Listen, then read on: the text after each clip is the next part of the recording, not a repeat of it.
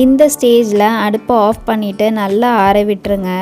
இதை இரும்பு கல்லையே நீங்கள் ஒரு 5 மணி நேரம் நல்லா ஆற விட்டீங்க அப்படின்னா அதோட தன்மையை இழுத்து இந்த ஹேர் டை கருப்பு கலராக மாறிடும். இது நீங்கள் இரும்பு பாத்திரத்தில் பண்ணால் மட்டும்தான் நடக்கும்.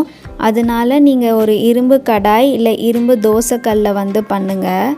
மற்ற பாத்திரத்தில் பண்ணிங்கன்னா இந்த ரிசல்ட் உங்களுக்கு வராது.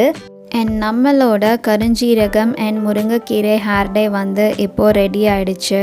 இப்போ இந்த டையை டிரெக்டாக உங்கள் தலையில் அப்ளை பண்ணிக்கோங்க.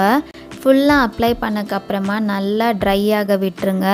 கம்ப்ளீட்டாக ட்ரை ஆனதுக்கப்புறமா நீங்கள் ஹெர்பல் ஷாம்பு ஒரு சீகக்காய் போட்டு ஹேர் வாஷ் பண்ணிக்கோங்க.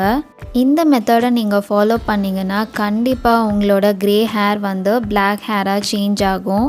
இந்த நேச்சுரலான ஹோம்மேட் ஹேர் டையை ட்ரை பண்ணிவிட்டு எப்படி ரிசல்ட்ஸ் வந்ததுன்னு சொல்லி கமெண்ட் பண்ணுங்கள்.